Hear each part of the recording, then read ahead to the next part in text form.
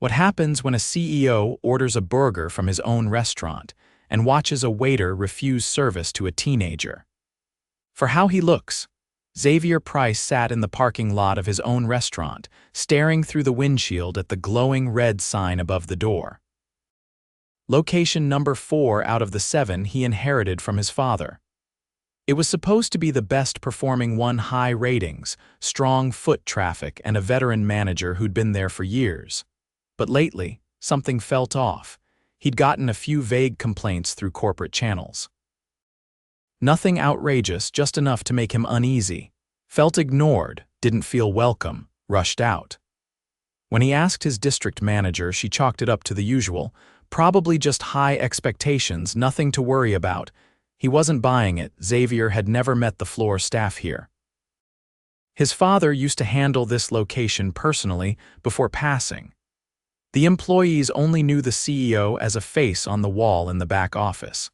And since the chain had grown, nobody expected the boss to walk in looking like a regular guy, so that's what he did. He stepped out of his rental car wearing a faded hoodie, jeans, and a baseball cap pulled low. No entourage, no clipboard, just him and an old phone in his pocket. He walked in alone. The place was buzzing, half the tables filled, music playing low. Smelled like fries and grilled onions. He took a seat near the window, unnoticed. A blonde waitress in her late 20s name tag said Dina past him with a smile, arms full of plates. She looked tired but moved fast. A busboy hustled behind her, wiping tables with practiced motions. Then the waiter showed up. Tall, early 30s, pressed black shirt, confident grin. His name tag read Tyler. He glanced at Xavier, didn't say a word, and turned right around toward a couple that had walked in seconds after him. Laughing, charming, full of energy for them, Xavier waited and waited 10 minutes. Finally, Dina noticed. "Hey, sorry," she said, coming over with a menu. "You been helped yet?" Xavier shook his head. "No, but thanks." She gave him a quick, apologetic smile. "I got you." "What can I get started for you?" "Just a burger, fries, and a Coke." While she keyed in the order, Xavier glanced across the dining room. A kid had just walked in, maybe 16, baggy hoodie, worn-out sneakers, a skateboard tucked under his arm. He looked nervous, eyes flicking around like he wasn't sure he was supposed to be there. Xavier watched Tyler spot the teen from across the room. Tyler stepped in front of him before he could reach the host stand. "Hey," Tyler said, voice sharp, "we're full right now." The teen blinked. "There's like 6 empty tables." "Reservations," Tyler said. "You need to leave." The kid hesitated. "I just wanted to grab something to eat." "Yeah, not tonight, man. Try somewhere else." The kid looked down, mumbled, "Okay," and turned around. Xavier's stomach twisted. He stood up. "Hey," Xavier called out, loud enough for the whole room to hear. "Is there a reason he can't eat here?" Tyler turned, startled. "Excuse me," I said, Xavier repeated, stepping closer. "Why did you just turn that kid away?" Tyler glanced at the teen, who'd paused near the door, unsure. "We're full." "You're not," Xavier said. "I count half a dozen empty tables. Sir, I don't think this is your business." Xavier looked at the teen. "Hey, you hungry?" The kid nodded, quiet. "Come sit with me," Xavier said. "My treat." Tyler stepped between them. "Sir, if you want to eat here, fine, but you can't just—" "That's enough," Dina snapped as she came over. "He didn't do anything wrong. You don't get to just decide who eats and who doesn't." Tyler's jaw clenched. "We have standards, Dina." "No," Xavier said, voice steady now, "you don't." "Not the kind that matter." He turned to the teen. "Come on, we'll eat together." They sat back down. Dina brought them both food, her hands shaking a little. "Sorry about all that," she whispered. The teen Harrison, he said, was quiet at first. Then he opened up. "Skipped school sometimes. Mom worked nights. Just wanted to grab something hot before heading home." Xavier listened, nodding. He didn't say much. But inside, something was boiling. He watched Tyler strut around like nothing happened. Saw the way the busboy Lewis, his name tag said, kept his head down whenever Tyler passed. Watched Dina shoulder the weight of the whole floor while Tyler only served the tables he liked. 2 waiters, one doing all the work. Xavier didn't want to believe it. But now he'd seen it with his own eyes. He pulled out his phone. Tomorrow he'd be back. But not as a customer. Xavier stepped through the back entrance of the restaurant just after 9 the next morning, wearing a worn black polo and a name tag that read, Illy. He'd signed himself up as a new hire through a temp staffing agency the night before, no corporate ties attached. The manager, Marcia, hadn't even looked twice when he walked in for the fake orientation. Just handed him a laminated sheet and pointed toward a locker. Now, he stood in the cramped employee hallway, adjusting his hat and watching the kitchen crew shuffle into place. The air was thick with fryer grease and the low buzz of prep talk between line cooks. Nobody paid him much attention. "New guy?" a voice asked beside him. Xavier turned. The busboy Louis was tying his apron, dark circles under his eyes. "Yeah," Xavier said. "Illy? Good luck," Louis muttered and walked off. The floor opened at 10. By 10:15, the pattern was obvious. Tyler was already on shift, leaning against the host's stand with a to-go cup in one hand. He barely glanced at the schedule, then made a show of tossing it back on the counter. Dina had her apron on tight and was already running drinks to table 3. Louis was clearing up a spill that wasn't his. 2 teenage girls who Xavier hadn't seen yesterday were standing near the POS, whispering nervously. "Hey," Tyler called out, not looking at anyone in particular. "Make sure the patio's wiped down, and someone needs to stock the napkin dispensers. And clean table 6, it smells like bleach." No names. No eye contact, just orders. Xavier moved to grab a rag, but Louis had already handled the patio. Dina was restocking the dispensers without being asked. The 2 teenagers hesitated, then drifted toward the kitchen, clearly uncertain about where they were most useful. Xavier turned to Marcia, who had just walked in with a clipboard and a purse slung over her shoulder. "Morning," he said. "Where should I start?" She barely looked up. "Stick with Tyler, he'll show you around." Tyler raised an eyebrow from across the room. "Seriously, I'm not training today." "You're the senior waiter," Marcia said. "You don't like it, take it up with corporate." Xavier followed him to the side station. "You ever worked in a restaurant before?" Tyler asked.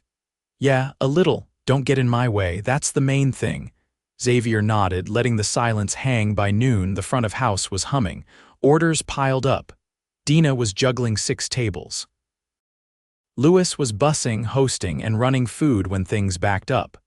The 2 new girls, Ashley and Bri, were trying their best, but they kept looking to Dina for help and direction. Tyler. He stuck to 2 tables near the windows, both couples well-dressed. He chatted with them like they were old friends, laughed too loud, lingered too long. When a family with 3 kids sat at table 9, he waved at Xavier. "New guy, that one's yours." Xavier blinked. "I'm not even on the floor. You are now." He turned back to his couples without waiting for a reply. Xavier walked over to the family, took their order, and ran it himself.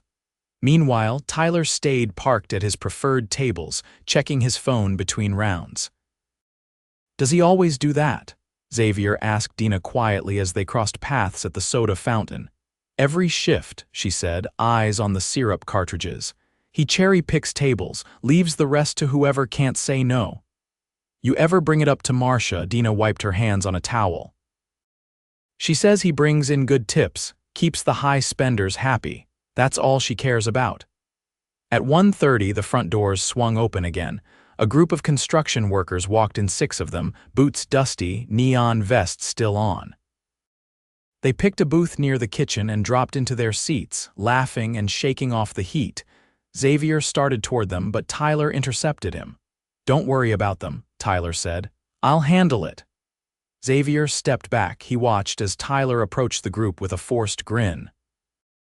"We're out of booths," Tyler said. "You guys good with takeout?" One of the workers frowned. "That booth's open." "Yeah, it's reserved. We got a party coming in." Another worker squinted at him.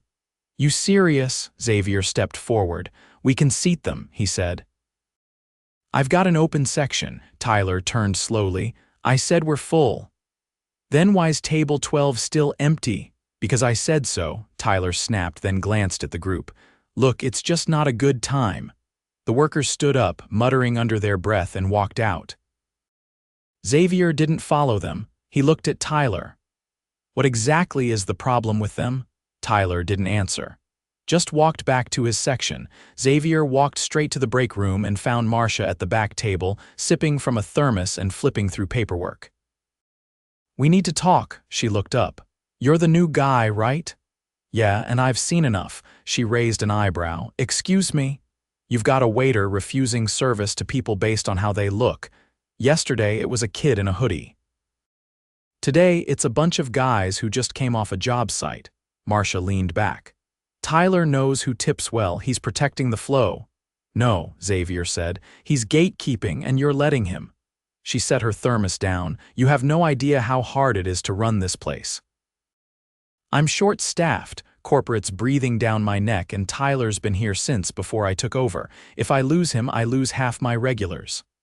"Then you've built the wrong kind of regulars." She stood. "You're out of line." Xavier pulled his wallet from his pocket. He took out his actual ID and placed it on the table. Marcia stared at it, then at him. Her mouth opened, but no sound came out. "I'm Xavier Price," he said, "and this is my restaurant." The silence rang like a bell. "You let a kid get turned away last night for no reason. Today, you let it happen again to working people who just wanted a meal. And you stood by while one employee did the work of 3. Marcia opened her mouth again, but Xavier raised a hand. "You're done. Gather your things, you're off the clock." She didn't argue, didn't say a word. Just stepped around him and walked out. Xavier walked back onto the floor. Tyler was back at the host's stand, chatting with one of his favorite couples. Xavier didn't stop walking. "Tyler." The waiter turned, glanced at him, then did a double take. "You're the guy from yesterday," he said slowly. Xavier nodded. "And I'm the owner." Tyler straightened. "Look, if this is it's about the people you've turned away," Xavier said.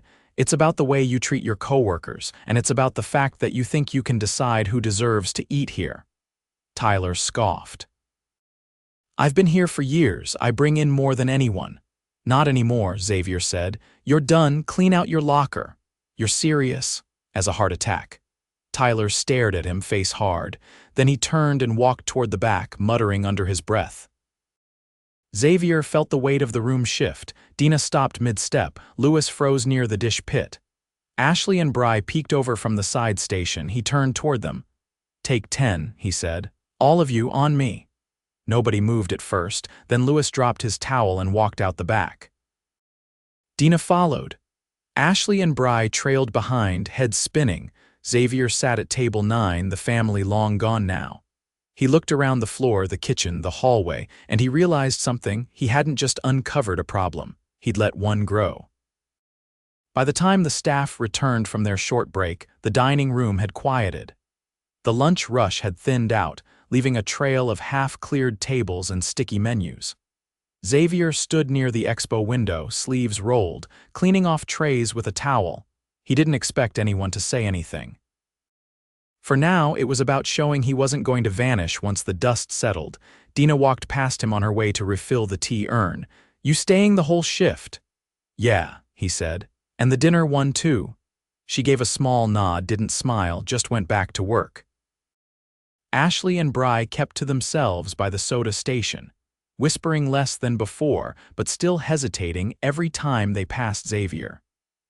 Louis moved like he always had, efficient, quiet, focused, though his eyes lingered on Xavier for a second longer than they had before. Xavier wasn't expecting gratitude. He wasn't here to be thanked. He was here to understand what he'd failed to see from his office desk. By mid-afternoon, he'd rotated between pre-bussing, running food, and helping Dina with orders. There was no manager on duty now. Marcia had been the only one for the day, and no one had been assigned to replace her yet. A few guests walked in. Nothing heavy. Still, the weight of the shift was obvious. "Anyone taking their break?" Xavier asked near the kitchen. Louis looked up from stacking soup bowls. "We usually don't." Xavier nodded once. "That's changing. Start rotating. 10 minutes staggered. Eat something if you haven't." Dina raised an eyebrow from the prep counter. "You sure? We're still down a person. I'll cover. Go when you're ready." She didn't argue. Ashley went first, then Bry, then Louis. When Dina finally took hers, she sat at the back table, sipping a cup of soup in silence.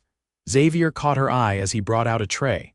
"Thanks," she said quietly. He nodded and kept moving. By 4:30, the small lull before dinner kicked in. Xavier stepped outside for a minute, leaned against the brick wall by the dumpster, not to smoke, just to breathe. The kitchen exhaust fans rattled above him. The air was thick with grease and asphalt. His phone buzzed. District manager. He stared at the screen, then silenced it and shoved it back in his pocket. He wasn't ready to talk to her. Back inside, Bry was refilling ketchup bottles at the front. She glanced at him as he walked past. "Did you really fire them both?" she asked, eyes wide. "Yeah," her hands paused over the squeeze bottle. "I didn't think anyone up top cared, we just figured that's how it always was." "Has anyone ever reported anything before?" She nodded slowly. "Ashley tried, about 3 weeks ago. Marcia told her to stop stirring things up."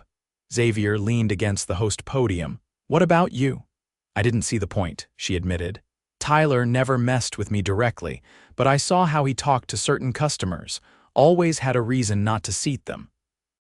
Marcia said it was about target demographics. Xavier looked at her. "You believe that?" She shook her head. "No, but I needed the job." "Not anymore," he said. "You still need it. But now you're going to have someone watching who actually listens." She looked away quickly, like she didn't want him to see her expression. At 6, the dinner crowd started building. A group of high school students came in first, loud, joking with each other, the kind of energy that usually made a host tense. Bry greeted them and led them to a booth without hesitation. A man in his 60s followed soon after, walking slowly with a cane. Lewis immediately made space near the seating area and pulled a chair out without being asked. Every small action was louder now. Not in volume, but in meaning. Halfway through dinner service, Xavier was running a tray to table 21 when he saw a couple standing near the entrance. The woman was holding a toddler on her hip. The man had a backpack slung over one shoulder. Their clothes were clean but worn, their eyes scanning the menu posted near the host stand. No one had approached them yet. Not out of indifference, just the usual dinner rush haze. Xavier walked over. "Evening," he said. "Table for 3, the man looked up, cautious. "We were wondering if we could just order a couple things to go. We don't have much." Xavier nodded. "We've got you covered, anything you want." The woman hesitated. "We didn't mean to ask for anything free," he pointed to the menu. "Pick whatever you'd like, honestly." They looked at each other, then at the toddler who was tugging at her mother's sleeve. A few minutes later, he handed the receipt to Dina. "Run this through, comp it." "I'll sign off." She glanced at the order. "You know them?" "No, but I know what it feels like to need a break." She didn't ask anything else, just nodded and keyed it in. At the end of the night, when the last table cleared and the chairs were flipped, Xavier called the staff to the front. It wasn't a formal meeting, just everyone standing near the host stand, aprons still on, feet aching. "I'm bringing in a new manager next week," he said. "Someone who knows how to lead without favoritism. In the meantime, I'll be here." Nobody said anything. "I saw what all of you were doing while someone else took credit for it. That's not happening anymore. From now on, if someone doesn't pull their weight, they go. If someone treats a guest like they don't belong, they go." Ashley shifted her weight, arms crossed. "What about the people who do everything and still get overlooked?" Xavier looked at her. "That's changing too." He held out a small envelope. "Your pay bump goes into effect next week. Same for Bry. Lewis, I'm moving you to full-time. Benefits start next cycle." "Dina," he turned to her, "I want you training with the new manager. You've been running this place without the title." Dina blinked. "You serious?" "Completely." She looked at the others like she wasn't sure how to process it. Xavier reached into his back pocket and pulled out a small notebook. "This stays at the host stand. Any issues, schedule, pay, treatment, you write it down. I'll read it every morning, personally." Lewis leaned forward slightly. "You're really staying?" "For as long as it takes." Nobody clapped, nobody cheered, but for the first time all day, everyone stood still. Not waiting for the next order or glancing at the clock, just still. Then they started moving again. Ashley began wiping down the dessert counter. Bry flipped the last few chairs. Louis disappeared into the back to finish silverware. Dina just stood there for a second longer, then walked quietly to the register. Xavier stayed behind to lock up. As the front doors clicked shut, he looked out onto the parking lot where he'd sat just days ago, wondering what was happening behind the glass. Now he knew. And he wasn't leaving it that way. The next morning, Xavier arrived early before sunrise. The parking lot was still empty, the building dark except for the soft glow from the kitchen prep lights. He walked in through the back door with a backpack slung over one shoulder, same worn black polo as the day before. He wasn't playing undercover anymore, but he also wasn't arriving as the CEO, not in posture, not in attitude.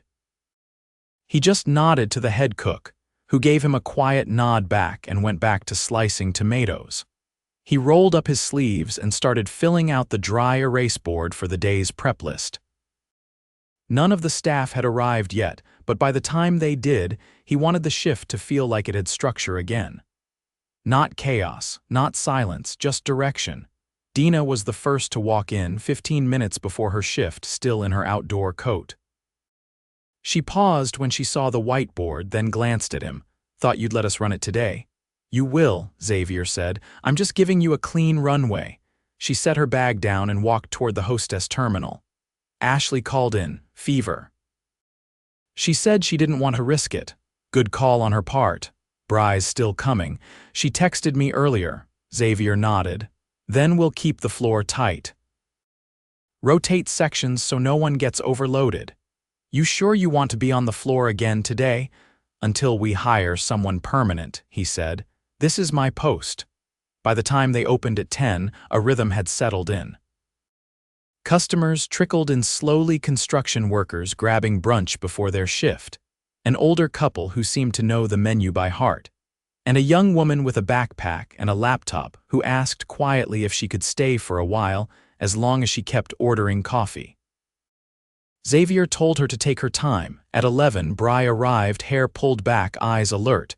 She clocked in and immediately started wiping down menus without being prompted. "New booth assignments?" she asked Dina. "Yeah, we're rotating sections every hour." Bry looked at Xavier. "You doing that for us?" "No," he said.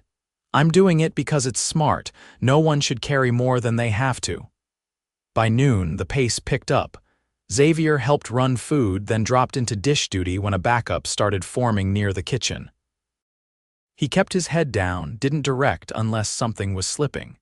He let the team move as they wanted, checking only when they needed support. While he was stepping out of the dish pit, Louis caught him near the side hallway.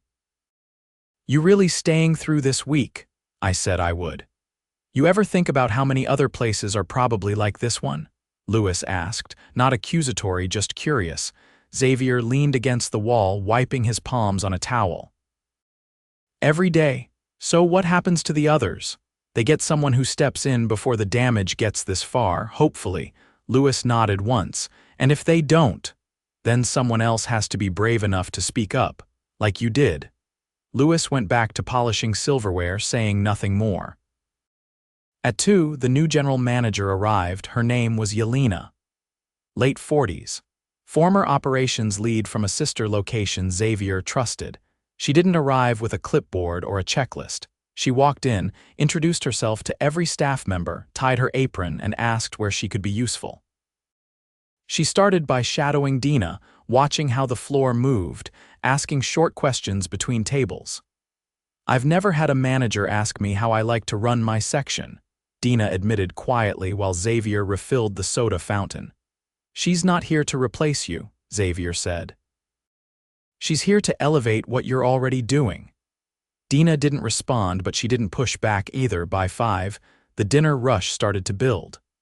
A family of 5 came in, followed by a trio of college students, and then a single man in a suit, laptop bag slung over his shoulder. The front filled fast. The pace picked up. Voices got louder, but the energy was different now, organized, steady. Near 7, a man walked in wearing a pressed shirt, dark jeans, and polished shoes. He looked around with a quick scan, then approached the host stand. Bry greeted him first. "Table for one? Actually," he said, "I'm looking for Marcia." Xavier was bussing nearby and caught the tone immediately. She doesn't work here anymore, Bry said carefully. The man frowned. She's my sister-in-law. She said she ran this place. Xavier stepped closer. She was the GM. I'm the owner. The man turned to him. I heard what happened. You just kicked her out. No warning. She had plenty, Xavier said. She ignored every one of them. The man narrowed his eyes. You think you're doing this place a favor? I don't think it. I know it. The man hesitated. Then turned and walked out without another word. Bry exhaled slowly. That was weird. People protect their own, Xavier said. Even when they shouldn't. By 8, the rush had tapered. The team was moving with more confidence now. Conversations between tables were lighter. Customers lingered longer. Nobody was watching the clock nervously. Xavier sat down near the back, sipping water. Yelena joined him, pulling up a stool. You've got a good base here, she said. But it's going to take time. I've got that. You sure you're good with me calling things out directly, even if it's uncomfortable? I wouldn't have brought you in if I wasn't. Yelena nodded. I'll review the labor logs, schedule issues, and comp reports. There's a lot of cleanup to do. Start with Tyler's old section. I want to see if any patterns show up. I'll dig in. They stood up together. She headed toward the office. Xavier walked toward the front, where Louis was rolling silverware and Bry was checking the dessert fridge. Dina was already halfway through restocking the drink station. You all right? Xavier asked her. I've never had 2 straight shifts where nobody yelled at me, she said. It's new. Let's keep it that way. She nodded, and for the first time he saw something shift in her expression. Not a smile, but something steadier. Trust, maybe. At closing, he gathered the staff for a few parting words. Nothing formal, just a quiet moment near the host stand before the lights dimmed. You're not going to see me here every day from now on, Xavier said, but you'll feel me here. And if anything starts slipping again, you'll know where to find me. He handed Dina a key. Your lead until Yelena says otherwise, and she's not just watching, she's investing in you.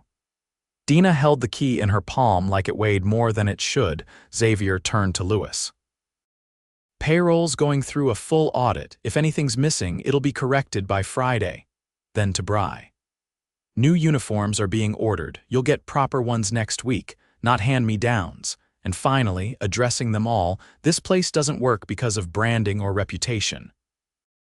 It works because of the people in it. You've proven that. Now it's my job to protect it. He didn't wait for applause. There wasn't any, just nods. A shared understanding. By the time he stepped into the cool night air, the restaurant behind him was dim but not dark. Light still shone from the kitchen. Dishes clinked softly. Someone was laughing faintly near the back. Sounded like Bry. Xavier walked across the lot, keys in hand, and looked back once. It wasn't fixed, not completely. But it was healing, and this time it would stay that way.